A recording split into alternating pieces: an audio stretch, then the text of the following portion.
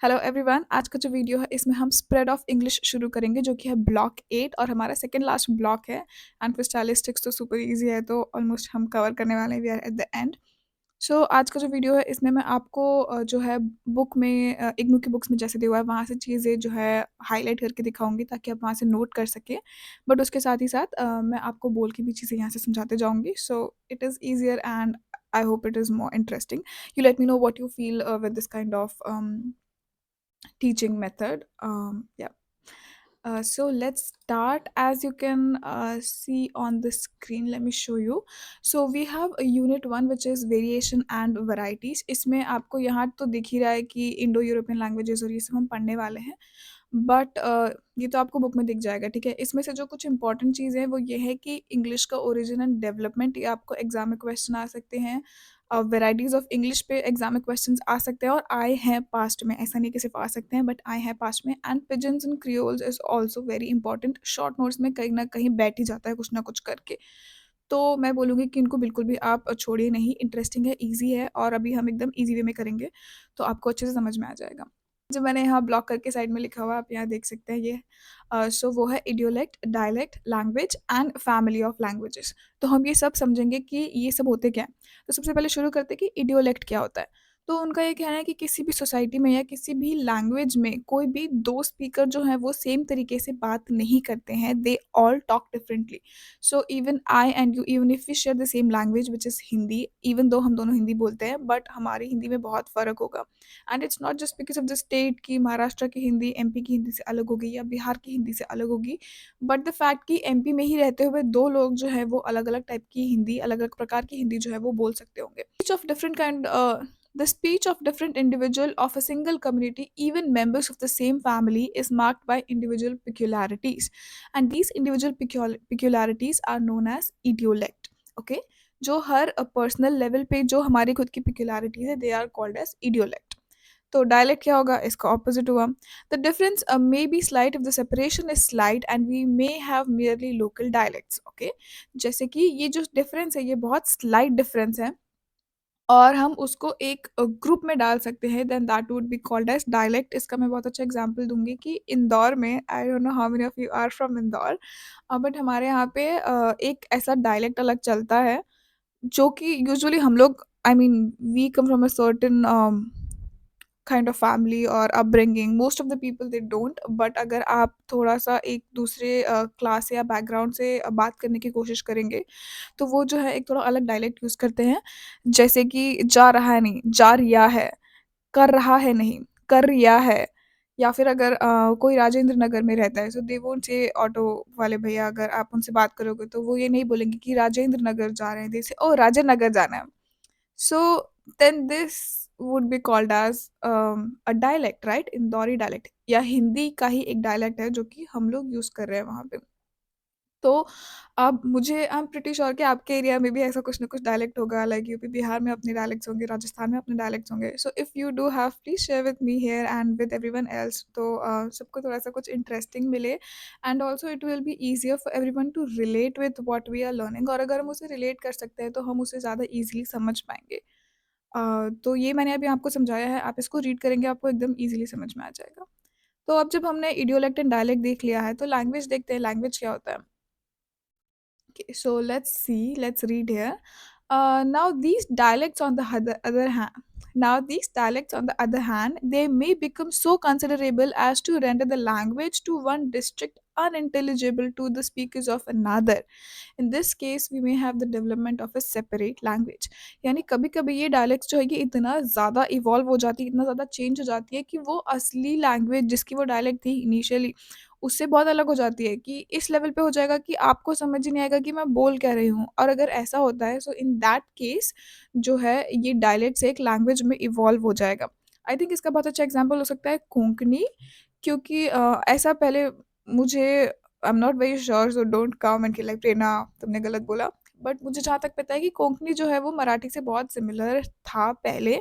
अभी भी वो लोग जब बात करते हैं तो मुझे काफ़ी कुछ समझ में आता है, but it is not entirely legible and not entirely understandable. And this is why I feel कि ये एक अच्छा एग्जांपल हो सकता है कि एक डायलेक्ट शुरू हुआ था और फिर वो अपने आप में इतना ज़्यादा इवॉल्व हो गया कि वो अपने आप में एक लैंग्वेज बन गया है कोंकणी। ये जो अभी हमने देखा ना कि लैंग्वेज से डायलेक्ट हुआ, डायलेक्ट से वापस लैंग्वेज हो गया, ये वाला जो सीन है ये आपको पिजन्स एंड क्रियोल्स में देखने मिलेगा and it is very interesting.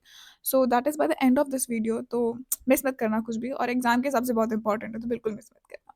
अब हम आते हैं फैमिली ऑफ लैंग्वेजेस पे। तो यहाँ पे लिखा हुआ है कि फैमिली ऑफ लैंग्वेज मैंने हाईलाइट किया है, ठीक है। उन्होंने कुछ बताया था कि एक्चुअली इनिशियली ये सारी जो लैंग्वेजेस है ये आर्यन के अंदर आती थी, बट आर्यन वर्ड जो है अब ऑलमोस्ट यूज नहीं होता है। It is now mainly used as Indo Germanic या फिर Indo European. And Indo European जो है इसमें बहुत सारी लैंग्वेजेस आएंगी ऑफ कोर्स। तो इग्नू की बुक में ये आपका इंडो यूरोपियन का जो पूरा चार्ट दिया हुआ है, ठीक है। तो एक्चुअली ऐसा कहते हैं कि जो लैंग्वेजेस हैं दे फॉल इनटू 11 ग्रुप्स, ठीक है। ये जो मैंने हाईलाइट किया, Indian, Iranian, Armenian, Hellenic, Albanic, Italic, Balto Slavic, Germanic, Celtic, Hittite and Tocharian of Tocharian Tocharian Tocharian, I hope so. अगर किसी को करेक्ट प्रोनाउंसिएशन पता है तो बता देना। सो ये जो है 11 हिस्सों में ये जो लैंग्वेजेस है ये ऐसे like they follow in these categories. हमारे लिए जो इम्पोर्टेंट है वो है इंडो यूरोपियन वाला, और कैसे इंग्लिश कहाँ इस पूरे इसमें आती है वो हम देखेंगे। सो ये आपको टेबल दिख रहा है। I have made a simplified table for you guys, let me open that.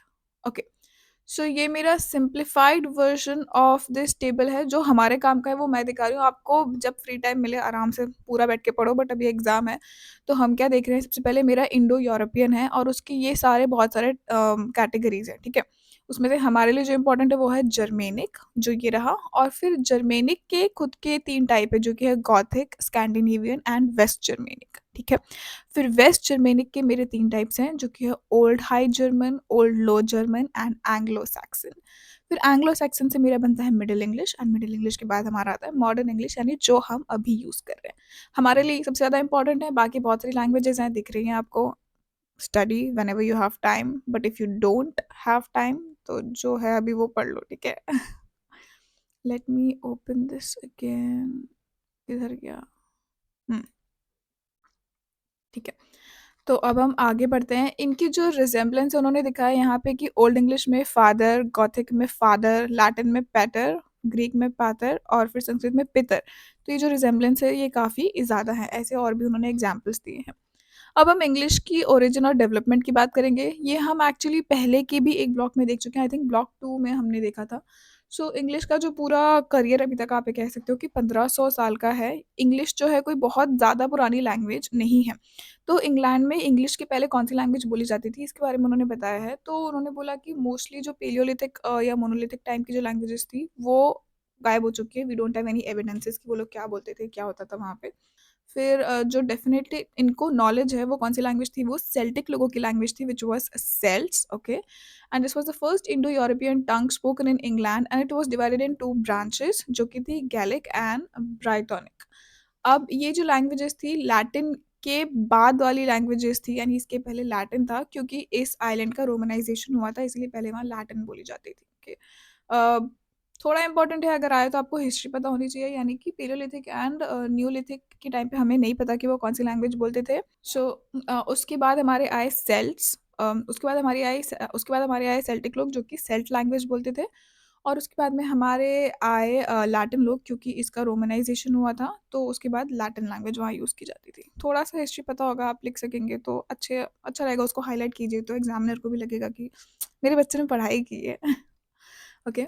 अब इसके बाद हम आते हैं जर्मनिक कॉन्क्वेस्ट पे। तो 449 में जो है, बीसी नहीं है, 449 में जो है इन्वेजन हुआ था ब्रिटेन का by some Germanic tribes. It's funny यार, because like Britain was invading everyone, so उनको किसी ने इन्वेड किया। रिस्पेक्ट। सो जिन्होंने इनको इन्वेट किया था वो थे Jutes, Saxon and angels. In the beginning the Celts called their Germanic conquerors Saxons indiscriminately. लेकिन शुरू से ही जो है लैंग्वेज उसे इंग्लिश के अलावा और कभी कुछ नहीं कहा गया। सो जो उनको रूल करने वाले थे उनके अलग अलग नाम उन्होंने यूज़ किए, but English was always constant. So from about the year 1000, England, land of angels, begins to take its place, and English is thus older than England. Okay, English जो है वो इंग्लैंड से भी ज़्यादा पुरानी है।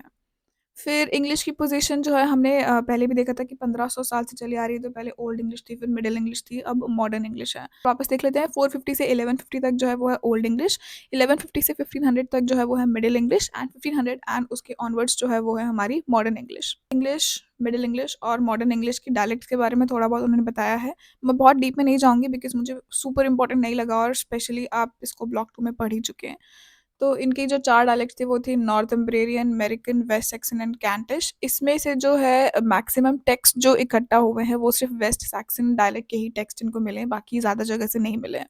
फिर मिडल इंग्लिश में जो है जो लैंग्वेज में वैरायटी थी वो बहुत ज़्यादा थी, not only in spoken form but also in written form, क्योंकि कुछ भी स्टैंडर्डाइज़्ड नहीं था। तो मैं जैसे बोलूँगी मैं वैसे ही लिखूँगी। सो सिर्फ़ कंट्री वाइज़ ही नहीं, मतलब एरिया वाइज़ भी जो डायलेक्ट थी वो बहुत अलग-अलग हो रही थी। मैं जो बोलूँगी मैं वो लिखूँगी। ऐसे करके जो है बिल्कुल कुछ भी स्टैंडर्ड नहीं था मिडल इंग्लिश के टाइम पे। फिर स्टैंडर्ड इंग्लिश जब आई, तो आपको याद है कोई भी लैंग्वेज जब स्टैंडर्डाइज़ होती है तो उन्होंने कहा था कि ये कोई सीधी-सादी प्रोसेस नहीं है। इसमें जिसके पास पावर होता है, जिसके पास पॉलिटिकल पावर है, सोशल पावर है, फाइनेंशियल पावर है, दीज़ पीपल दे डिसाइड कि कौन-सी लैंग्वेज जो है वो स्टैंडर्डाइज़ होगी। So it is a very how do I से करप्टिव नहीं, बट बस पावर के बारे में ही, जो पावर है तो करप्ट है आई गेस।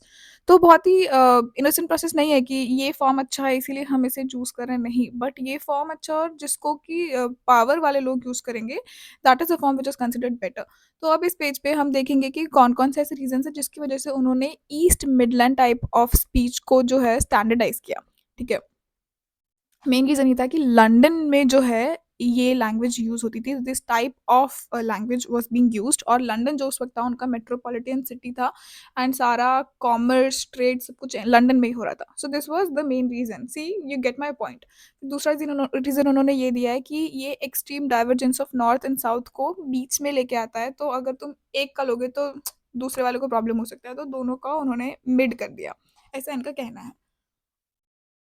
और तीसरा उनका ये कहना है कि सबसे ज़्यादा पॉपुलेशन भी जो थी वो लंदन में ही थी, इसीलिए लाइक लोगों के लिए आसान होगा, मैक्सिमम लोगों को अगर ये लैंग्वेज ऑलरेडी आती है तो उनके लिए आसान होगा।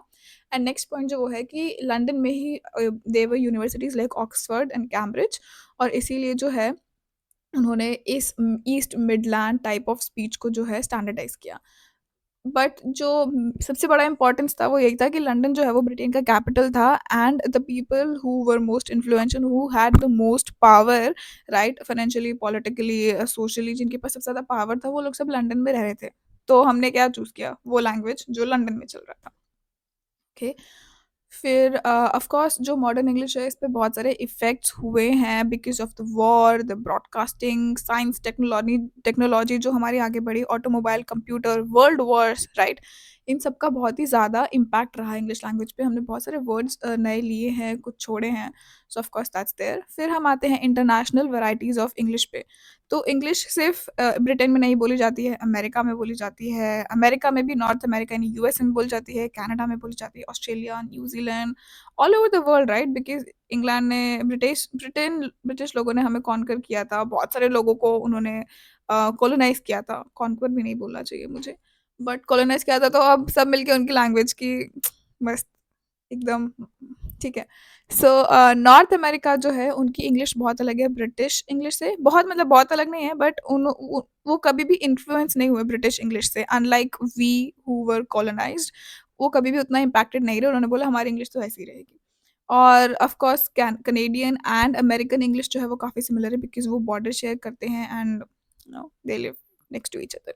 ऑस्ट्रेलिया और न्यूज़ीलैंड की जो इंग्लिश है ये ना ही सिर्फ प्रोनंसिएशन में अलग है बट वोकैबुलरी में भी अलग है, जो ब्रिटिश स्टैंडर्ड है उससे बहुत ज़्यादा। उसके कुछ एग्जांपल्स उन्होंने यहाँ दिए हैं और उन्होंने बोला कि ऑस्ट्रेलिया में ओवरऑल ज़्यादा अंतर नहीं है उनकी लैंग्वेज और डायलेक्ट में, अनलाइक जैसे अमेरिका में, विद इन अमेरिका आपको बहुत सारे हर स्टेट के अकॉर्डिंग अलग-अलग लैंग्वेज लैंग्वेज नहीं बट अलग-अलग डायलेक्ट देखने मिलेगी। बट ऑस्ट्रेलिया में ऐसा नहीं होता क्योंकि जैसा कि हम जानते हैं कि ब्रिटेन में जब कोई प्रिज़नर होता था या कोई मिस्चीवियस इंसान उसको पनिश करना होता था, तो वो उसे ऑस्ट्रेलिया भेज देते थे। ठीक है? So Australia was initially the land of convicts, क्योंकि जिसको पनिश करना है उसको ऑस्ट्रेलिया भेज दो, ये सीन था। So I will just read from the book कि the distinctive characteristics of Australian pronunciation and the uniformity of the language throughout the continent are attributed to the fact that the early settlers were chiefly prisoners and adventurers drawn from the lower classes of England. Okay, तो इसीलिए सब जगह आपको similar ही language या dialect देखने के लिए मिलेगा, क्योंकि वो सभी लोग सिमिलर स्ट्राटा को बिलोंग करते थे, they all came from the same category. इसीलिए उन्होंने खुद ने वो सब सेम ही टाइप की लैंग्वेज बोलते थे, और इसीलिए वहाँ पे अंदर ही अंदर कोई चेंजेस नहीं हुए, क्योंकि उनको एक ही तरीके की लैंग्वेज से इंट्रोड्यूस कराया गया था। फिर हम आते हैं साउथ एशिया, जैसे कि इंडिया, नेपाल, बांग्लादेश, श्रीलंका एंड पाकिस्तान। यहाँ पे भी लैंग्वेजेस ऑफ कोर्स जो है चेंज हुई, थोड़ा इवॉल्व हुई। उसके कुछ एग्जांपल उन्होंने दिए हैं कि above my forehead, fall at your feet. ये लिटरली हिंदी से ट्रांसलेशन हुआ, राइट, कि मैं आपके पैरों पे गिर रही हूँ। सो इंग्लिश में ऐसा कुछ नहीं है फॉल एट योर फीट। या पुलिस वाला, या mother of my daughter. So mother of my daughter क्या हुई, मेरी वाइफ ही हुई ना। बट हम नहीं बोलते अरे चिंटू की माँ इधर आओ। So like that, mother of my daughter. So these are our own way, this is our own way of somehow making that language ours, because हमारे इमोशंस जो है वो ऐसे ही पता चलेंगे। फिर हम आते हैं सिंगापुर, मलेशिया एंड हांगकांग पे। तो मलेशिया में जो है पहले मलय भाषा को प्रमोट किया जा रहा था, लेकिन उससे जो है उनको साइंस, इंटरनेशनल कॉमर्स वगैरह में प्रॉब्लम हो रही थी। वहीं सिंगापुर में उल्टा है। सिंगापुर में जो है English is one of the 4 official languages, because that is the medium of social, political, commercial and educational interaction. Hong Kong में जो है इंग्लिश काफ़ी कम यूज़ की जाती है, स्पेशली ओरल कम्युनिकेशन में तो बहुत मिनिमल है। कैरिबियन में जो है अफ्रीकन लैंग्वेजेस ज़्यादा बोली जाती है, क्योंकि वहाँ से स्लेव्स लाए गए थे। ओके, और वो स्लेव्स जो थे वो आपस में एक दूसरे से बात करने के लिए अपनी अपनी भाषा का यूज़ करते थे, because Africa as a continent it's very big, और वो अलग अलग कंट्रीज से जो है वो लोगों को लेके आते थे। ये अभी हम पिजन्स एंड क्रियोल्स में बहुत अच्छे से देखेंगे, डीप में देखेंगे। तो वो लोग जो है अपनी भाषा को एक दूसरे के साथ, क्योंकि कैसे पता चलेगा ना ये खाना है, मेरी लैंग्वेज में खाना है, किसी की लैंग्वेज में फूड है, किसी की लैंग्वेज में भोजन है, तो कैसे पता चलेगा क्या है। सो वो मिक्स कर देते थे उसको। ठीक है। फिर साउथ अफ्रीका जो है वहाँ पे ये इंग्लिश लैंग्वेज अफ्रीकान्स करके एक लैंग्वेज होती है, उससे ज़्यादा डेवलप हुआ है। ये रहा अफ्रीकान्स, AFRIKAANS, या। सो इसमें भी उसके खुद के बहुत सारे फीचर्स हैं, और यहाँ पे उन्होंने सारे बताए कि कैसे जो वर्ड्स हैं उनकी मीनिंग चेंज हो जाते हैं। वेस्ट एंड ईस्ट अफ्रीका जो है, जैसे कि नाइजीरियन इंग्लिश जो है, या उनके वहाँ पे और लैंग्वेजेस जैसे कि हौसा, एग्बू, योरूबा एंड स्कोरस, ये सब छोटी-छोटी लैंग्वेजेस हैं, बट मेनली जो है ये लोग इंग्लिश को यूज़ करते हैं। और फिर इनकी लैंग्वेज में ये देखिए आप, जैसे कि beat and bit have the same tense vowel. Leave, live, seen, sin, right? English में हम जब इसको प्रोनाउंस करते हैं तो ये अलग-अलग होता है, बट उनकी लैंग्वेज में वो सेम हो जाता है। जैसे कि don't sleep on the floor and don't slip on the floor, these are two distinctive things for us, but इनके इसमें प्रोनाउंसिएशन दोनों का सेम ही रहता है। Okay. And then there are certain words like balance is used for change, like do you have extra balance, और तो balance is synonym for change. Okay. Bata is a synonym for shoe, and give cola is of a bribe, have long legs is have influence. This is as good as like मैं आपके पैरों पे गिर जाता हूँ वाला I'll fall at your feet kind of. So ये उनकी लैंग्वेज की वेरिएशन है। ईस्ट अफ्रीका में भी जो है उनके खुद के कुछ लैंग्वेज स्टैंडर्ड है, जैसे कि name cropped in the conversation for cropped up. Okay, या फिर I picked him outside his house instead of I picked him up. So इस टाइप के जो चेंजेस हैं इन्होंने अपनी लैंग्वेज में दिए थे। ये मैंने कुछ और चीज़ें हाईलाइट की है। उन्होंने ये बोला है कि कोई भी लैंग्वेज जब स्टैंडर्डाइज होती है, इट इज़ एक्सॉल्टेड स्टेटस, वो सिर्फ पॉलिटिकल या सोशल रीजंस की वजह से मतलब उसको हम ऊपर या नीचे करते हैं। कोई भी लैंग्वेज जब हम बोलते हैं कि ब्रिटिश इंग्लिश इज़ बेटर या इंडियन इंग्लिश इज़ बेटर या कोई भी इंग्लिश इज़ बेटर, वो सिर्फ सोशल या पॉलिटिकल रीजंस की वजह से होता है। उसमें ऐसा कुछ नहीं है कि ये लैंग्वेज या ये डायलेक्ट ज़्यादा अच्छी है, ज़्यादा सुंदर है, इसीलिए इसको प्रायोरिटी मिल रही है। और अभी भी आप नोटिस करेंगे कि जैसे शुरू में, क्योंकि ब्रिटिश लोगों ने हमें कॉलोनाइज किया था, तो हम ब्रिटिश इंग्लिश को बहुत हाई स्टैंडर्ड मानते थे, बट स्लोली स्लोली अब ब्रिटेन का इन्फ्लुएंस थोड़ा थोड़ा कम होता जा रहा है हम पे, एंड अमेरिकन इन्फ्लुएंस बढ़ता जा रहा है with shows like the Big Bang Theory, Friends, How I Met Your Mother, like. तो हमारी इंग्लिश भी जो है अब वो ब्रिटिश इंग्लिश से धीरे धीरे चेंज होकर अमेरिकन इंग्लिश पे ज़्यादा आती जा रही है। I hope this was clear so far. अब हम आते हैं पिजन्स एंड क्रियोल्स पे, which is very important from exam point of view, और बहुत ही इंटरेस्टिंग है और मस्त है एकदम। और शॉर्ट नोट्स में आपको लिखते आना चाहिए और पूरे पूरे मार्क्स मिलने चाहिए। सो सबसे पहले हम समझते हैं कि पिजन्स क्या होते हैं। तो जैसे कि मैंने बोला था कि अफ्रीकन्स जो थे उनको स्लेव्स की तरह लेके आया जाता था। सो इन अ सिचुएशन लाइक दिस जहाँ बहुत सारे people they come from a different background but they don't speak the same language, बात कैसे करेंगे, राइट? सो वो क्या करेंगे, अपनी अपनी लैंग्वेज का थोड़ा थोड़ा थोड़ा हिस्सा लेके वो इंग्लिश को बेस बनाएंगे, लेकिन हर किसी की अपनी अपनी लैंग्वेज उसमें मिक्स होती जाएगी। These slaves were brought to America, or the situation arose when sailors from different linguistic backgrounds met on a ship to live and work together. In such situations, the necessities of communication require the birth of a new code. अब ये जो नया code है, this is no one's mother tongue and it contains elements from numerous languages and this is called a pigeon. और इस process को क्या बोलते हैं? पिजनाइजेशन। अब इसके दो तरीके से होता है ये प्रोसेस, रिडक्शन से होता है और सिंप्लीफिकेशन से होता है। ये जो नई लैंग्वेज है ये एकदम मिनिमल होती है ऑन फोनोलॉजी यानी स्पीकिंग, और ग्रामर भी जो है वो एकदम मिनिमम होता है इसका। इसमें सिर्फ वही बेसिक ग्रामेटिकल स्ट्रक्चर यूज़ होते हैं जो कि बहुत ज़रूरी हैं। मतलब अगर पास्ट और फ्यूचर की ज़रूरत नहीं है तो वो प्रेज़ेंट टेंस में ही रहेगी, राइट? बहुत ज़्यादा उसको हमें फैंसी नहीं करना है, समझ में आ जाए, you go, I go, we go, like बस उतना एकदम बेसिक जो है वो उतना ही रखते हैं। अम Various pidgins spoken all over the world often resembles one another in structure rather than the dominant language from which they are derived. क्यों? क्योंकि वो हर चीज़ को एकदम मिनिमाइज कर देते हैं। तुम्हें समझ में आ जाए, मुझे समझ आ जाए, बस उतना ही लैंग्वेज जो है वो बोलना है। आई थिंक द ऑफिस में जैसे केविन, मुझे नहीं पता आप में से कितने लोगों ने देखा है, बट केविन जब बोलता है कि when less voids do trick, why use more words? So you see, you understand what I'm saying. It's just that it lacks structure and grammar. Okay, फिर इसके कुछ एग्जांपल्स यहाँ दिए हुए हैं, जैसे कि block and black they are identical, beer and bear become identical, pour and poor and farm they become identical, right?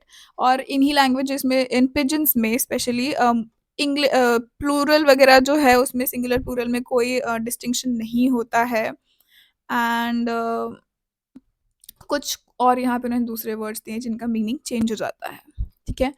अब क्या होता है जब पिजन जो है, शुरू में तो इनके लिए ज़रूरत की लैंग्वेज थी, हो गया। अब धीरे-धीरे ये लोग घर अपने वापस आए तो इन्होंने अपने बच्चों से, फैमिली में भी पिजन वाली जो लैंग्वेज थी उसमें बात करना शुरू किया, ठीक है? अब धीरे-धीरे वो जो लैंग्वेज है वो थोड़ा नॉर्मल होने लगी, क्योंकि पहले उनको सिर्फ़ शिप पे बात करने के लिए चाहिए था, तो उतने ही टॉपिक्स पे बात करने के लिए चाहिए था, उनका काम हो रहा था। लेकिन अब उनको मार्केट में यूज़ करनी है, बच्चों के साथ यूज़ करनी है, मेबी स्कूल में पढ़ाने में यूज़ करनी है, ठीक है?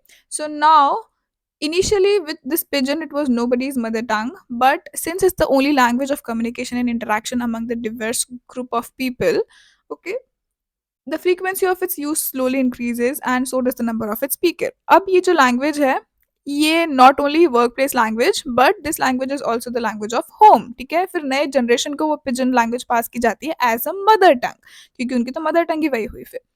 तो फिर अब ये लैंग्वेज है, इसमें इस लैंग्वेज के रोल में एक स्विच हो गया है, and when this happens this pigeon it becomes a creole, ठीक है? पिजन बिकम्स अ क्रियोल, क्योंकि पहले वो पिजन जो था वो बस एक छोटा सा हिस्सा था, मिनिमम चीज़ें समझने के लिए, करने के लिए था, लेकिन अब जो है वो बहुत वास्ट होता जा रहा है। So now it has become a creole and this process is called a creolization. This is the reverse process of pidginization. Pidginization क्या कर रहा था? सब कुछ सिंप्लीफाई कर रहा था। क्रियोलाइजेशन क्या कर रहा है? उसको एक्सपैंड कर रहा है, एक्सटेंड कर रहा है। ओके, ओके, अब आगे पढ़ते हैं हम। अब जैसे-जैसे इसका काम आगे बढ़ता जाएगा, जैसे कि अब स्कूल में भी हम उसी लैंग्वेज में पढ़ा रहे हैं, वो पिजनाइज़्ड जो लैंग्वेज थी उसमें हम पढ़ा रहे हैं, तो मुझे उसको एक्सपैंड करना पड़ेगा। May be at work place meetings में भी हम वही यूज़ कर रहे हैं, तो इसे हम और इलैबोरेट और एक्सपैंड करेंगे with different forms, intensives, pronominals, markers of intensity, कि पहले मान लीजिए सिर्फ गुड था और good was enough at the ship, लेकिन अब धीरे-धीरे आपको स्कूल में बच्चों को पढ़ाना है, तो अब बोलोगे कि गुड, बेटर, बेस्ट, ठीक है? So, this next stage in the development of the language may be called decreolization. Decreolization, when the language acquires a standard form, is taught in educational institution, right? It is officially institutionalized, or it approaches the standard form of an already existing standard language. This process is very fluid, and the speakers may have a varying degree of proficiency in various languages. The language at the top of the hierarchy are called arcolects. जो सबसे ऊपर है वो है arcolect, जो बीच में है वो है mesolect, और जो सबसे नीचे है वो है बेसिलेक्ट। ओके, क्योंकि ये पिजन के भी इसमें अब क्या हो गया है कि जो अभी भी एकदम पुराना वाला यूज कर रहे हैं वो क्या हो गया, बेसिलेक्ट, मतलब बेसिक बेसिक उनको आता है। फिर जो बीच में है मिसोलेक्ट और सबसे ऊपर जो है वो है एक्रोलेक्ट। ठीक है, तो अब इसमें भी क्या है कि जनरली सोसाइटी जो है वो अपवर्ड्स मूव करती है, तो जितने भी लोग हैं वो कोशिश करेंगे कि हम इस लैंग्वेज का बेस्ट वाला वर्जन सीखें, ना कि वर्स्ट वाला version. So the majority speak the Basilect, but with increase in education, the community as a whole makes deliberate efforts to move upwards towards the Acrolect. ठीक है, अब इस दुनिया में अप्रॉक्सीमेटली 125 पिजन्स एंड क्रियोल्स जो है वो अवेलेबल हैं, इसमें से more than 35 are English based. ठीक है, द एटलांटिक क्रियोल्स वर इनको जो है पिजन्स एंड क्रियोल्स को दो हिस्सों में उन्होंने बांटा है, पहला है एटलांटिक ग्रुप एंड दूसरा है Pacific group. Atlantic creoles were established in West Africa, and Caribbean and Pacific varieties are those of South Islands, Papua New Guinea and Australia, Hawaii and the coast of Southeast Asia. नहीं भी याद रहा ये तो चलेगा, ठीक है। इसके बाद हम आते हैं सोशल वेराइटीज़ ऑफ लैंग्वेज। मैं बहुत ज़्यादा डीप में नहीं जाऊँगी, बट मैं इतना बता रही हूँ कि रोल एंड रिपर्टोयर के बारे में उन्होंने बात की है कि मेरा सिर्फ़ इस दुनिया में एक ही रोल नहीं है, right? I am not just a YouTuber, ठीक है? एक मैं अपने जॉब पे जाती हूँ, वहाँ मुझे अलग चीज़ें यूज़ करनी पड़ती है। मैं अपने पति से बात करती हूँ, मैं अलग तरीके से बात करती हूँ। मुझे अपने सास-ससुर से बात करनी होती है अलग तरीके से, मेरे घरवालों से अलग तरीके से। As a friend I talk differently, as a teacher I talk differently, right? So मेरे बहुत सारे रोल्स हैं, और हर रोल के साथ जो मेरी लैंग्वेज है वो चेंज हो जाती है। जब मैं काम पे बात करती हूँ, मैं प्रोफेशनली बात करती हूँ। As a teacher I would try to be more explanatory, मैं ज़्यादा उसको डिस्क्राइब करूँगी, right?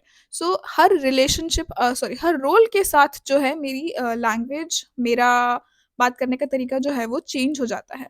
So now this role repertoire, this needs me to have more than one version of the language, है ना? मुझे अलग-अलग टाइप की वोकैब्युलरी, मुझे एक्सटेंसिव वोकैब्युलरी की ज़रूरत है, और ये जितने ज़्यादा आपके रोल्स होंगे, उतना ही ज़्यादा आपको लैंग्वेज उतना एक्सटेंसिव वे में आना चाहिए। And this is what they're talking about, like this role relationship is the aspect of life which determines the social use of the language. ठीक है, अब हम और नीचे आते हैं। एंड वेरिएशन स्टडीज़ की उन्होंने बात की थी कि कुछ एक्सपेरिमेंट्स उन्होंने किए हैं, बट इस टाइप के एक्सपेरिमेंट्स जो हैं वो हम पहले देख चुके हैं कि कौन सी क्लासेस जो है वो आर को ज़्यादा बोलती हैं, और कौन सा वाला आर अच्छा माना जाता था, ये अच्छा नहीं माना जाता था, ये सब हम पहले देख चुके हैं। सो इसके डीप में मैं नहीं जाऊँगी, and we are done with this unit. I hope आपको अच्छे से समझ में आया होगा। इस बार मैंने सच में मेहनत की है, कुछ अलग करने की कोशिश की है, and even the editing is going to be difficult for me now with this, like 2 screens लेके एडिट करना। बट मैं चाहती थी कि लोगों को समझ में आए, बिकॉज़ कहीं-कहीं मैं खुद फ़ील कर रही थी कि ये काफ़ी बोरिंग हो रहा है, और मुझे ही समझाने का मन नहीं कर रहा है, तो सामने वाला क्या समझेगा? एंड इसीलिए मैंने बहुत कोशिश करके इस बार इसको थोड़ा सिम्प्लीफाइड रखा है और एग्ज़ाम के पॉइंट ऑफ व्यू से रखा है।